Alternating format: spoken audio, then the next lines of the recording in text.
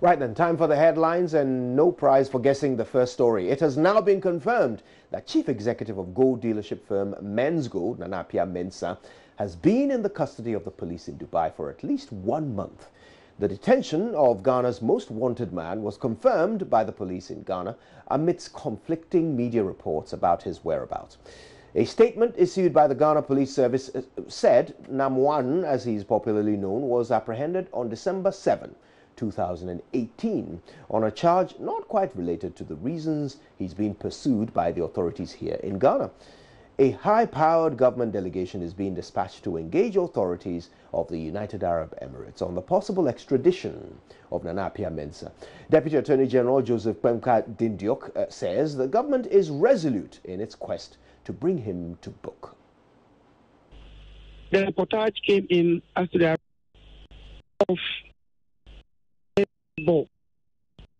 Dubai, and thereafter detention. We call it matters and the company, the Ministry of National Security. Something is done, and is done in the best pointed the mission to ensure a deal with the government to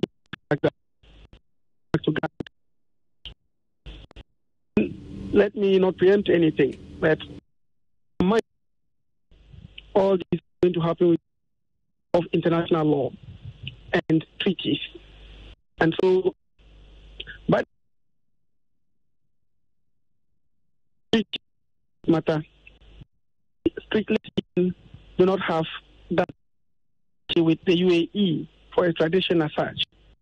We're going to aid law and so that we try and get to the bottom of the if there is answering UAE. That if there are no specific charges that he's answering the UAE or diplomacy to get him extradited to Ghana, just to answer to charges that have actually been proffered against him. So that was of this delegation. We are there with our consulate there. Then the processes will be going through for us to ascertain and then meet the security authorities and the government the way forward for this as far as bringing him back to Ghana to answer to the charges is concerned. Deputy Attorney General Joseph Dindiok Kpemka. Now let's talk energy. The Public Utilities Regulatory Commission, PURC, has fought off claims that new managers taking over the electricity company of Ghana will hike tariffs. Minority spokesperson on energy, Adams Mutawakilu, had earlier claimed that the energy sector is in crisis because of ECG's spiraling debts. Now, he said these debts total almost 2 billion Ghana cedis. Mr. Mutawakilu blames the situation on government's decision to reduce electricity tariffs last year. The Ghana Grid Company is asking for as much as 2 times what it currently charges for transmitting power countrywide. They say it will struggle. They will struggle to operate without it. The PURC, however, says the review will be announced by February the 1st, and there is more in this report. Including net had asked for an increase in tariffs last year. This, however, did not happen with government's push for getting endorsement of the PUC. In 2019, the story remains the same as the power players maintain only an increase. Looking at the tariff of 4.897 pesos per kilowatt hour.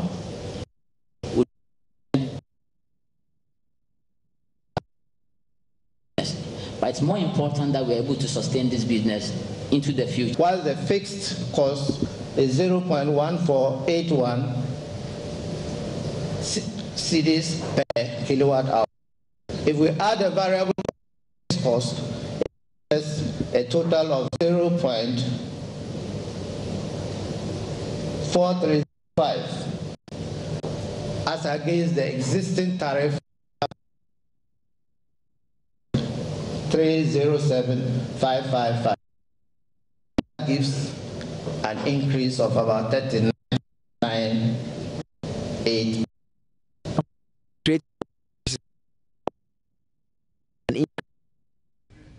We think that fuel prices come in, and the fact that we are not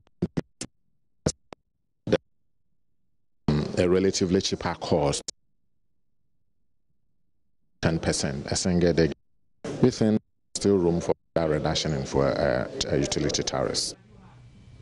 Commissioner at PURC Ishmael Jekumhene says the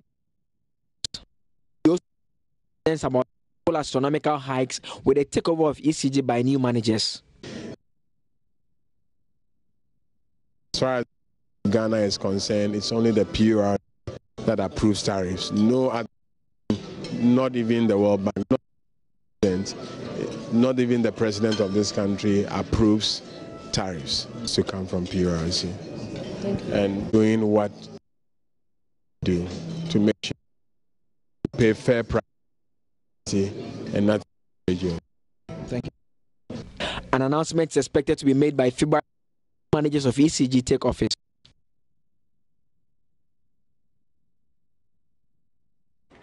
Now, police in Tema have started investigations into the alleged murder of the marketing and public relations manager of the Ghana Ports and Harbours Authority in the early hours of Sunday. The body of 49-year-old Josephine Asante was found in supine position, locked up in her room at Tema Community 25 with a gunshot wound to her head and other marks of assault. Now, her houseboy has been picked up by the police for questioning after he told the police he saw a strange man fleeing the crime scene. Maxwell Agbagba visited the community. This is what he learned. At the MF Villa Estate where the late Josephine Asante lived, managers of the facility have and would not allow strangers into the gated community.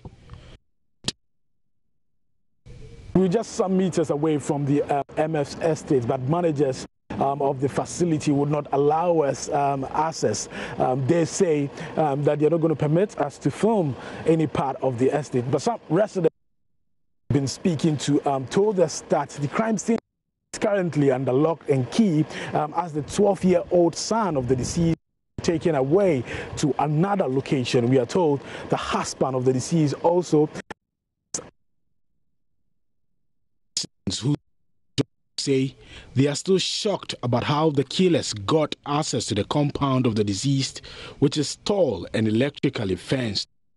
A sign outside a giant gate says who do not access codes or clearance from their host to park outside. According to police, the deceased had just returned from a senior staff party around 1 a.m. when she was killed. Her houseboy later discovered with a key on her compound. He later told police he saw a strange man running the compound.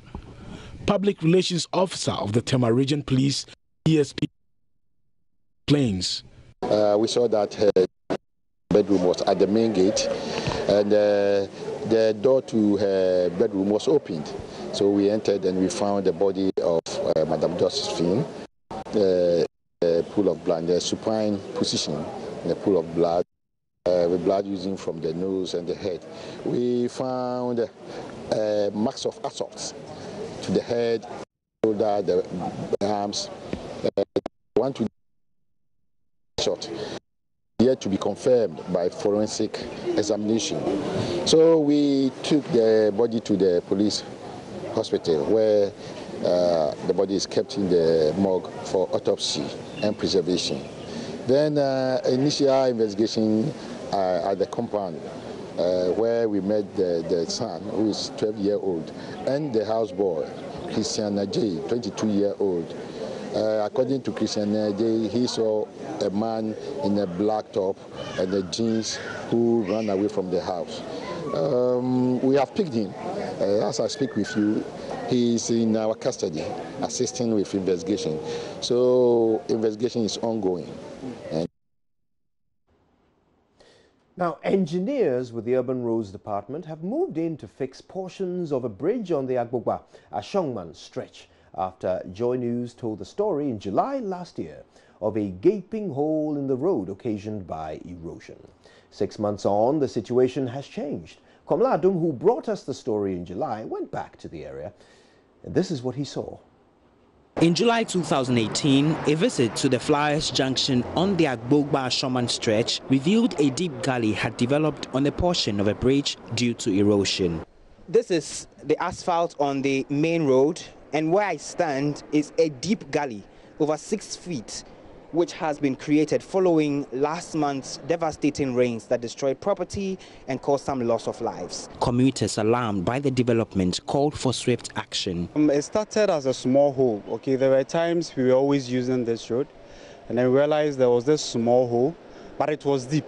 Okay, but it wasn't bigger like you. So is it that our leaders, okay, being it an assemblyman or an MP, okay, no one has probably set eyes on this. People are being apathetic, okay, because it can really cause a whole lot of dangerous things that it can lead to accidents. Days after the report, authorities at the Urban Roads Department assured engineers would move in to begin work on the road. Contractors moved to site and cordoned off the area for repair work to begin.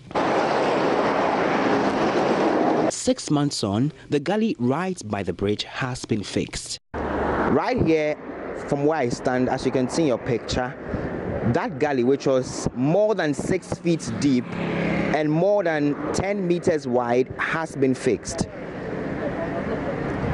Engineers say they are looking to fill the entire area with laterite and concrete in the coming days.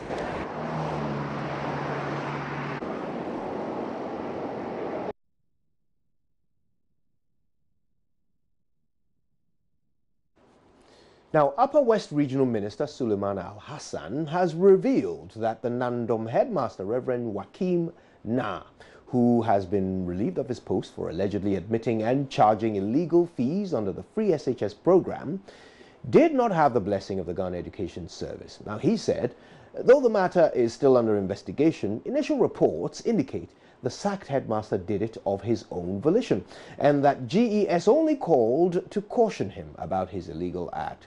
Upper West correspondent Rafiq Salam reports this from WA. Upper West Regional Minister Suleiman Al-Hassan did not mince words on the critical role the media play in the development of the country, especially the Upper West region. He noted that the media over the years has worked to unearth some of the hidden issues which has gone to shaping and impacted positively on the lives of the people. Several issues pop up during question time. Significant among them was the issue of Nondom Senior High School headmaster, Reverend Brother Joachim Na, and accountant Rudolph Chengapare, who were relieved of their posts for allegedly charging illegal fees under the free HHS program, an allegation that the DO has flatly denied. The headmaster said he sought permission from somebody from the Free Senior High Secretariat that he had earlier called somebody to ask for permission to recruit those number of students and to later on regularize their stay in school. But when they did their cross-checking, they couldn't get the one he claimed he had spoken to who gave him that mandate or authority to do that. That eventually what he produced was a telephone number which, according to him, he had communicated with the fellow. But when they called the number, it happened to be the caller from GES headquarters who was asked to call and caution him about whatever he was doing. So the fellow who called him only cautioning him that it has come to their notice that he was charging unauthorized fees, and therefore he should stop it or he will have to face the law. Nandom Senior High School Old Boys Association, NASOBA, led by its president, Sylvester Derry, are fuming with rage over the action of the GES, saying it was done in a rush and the punishment high-handed. They are also of the view that the principles of natural justice were not followed as the duo were not given a fair hearing, calling on the GES to do a thorough investigation on the issue. For the umpteenth time, the issue of rosewood was again on the front burner. On daily basis, several tons of rosewoods are carted out of the region, thereby depleting the already fragile ecology of the area. Forestry Commission continues to give reports to Accra.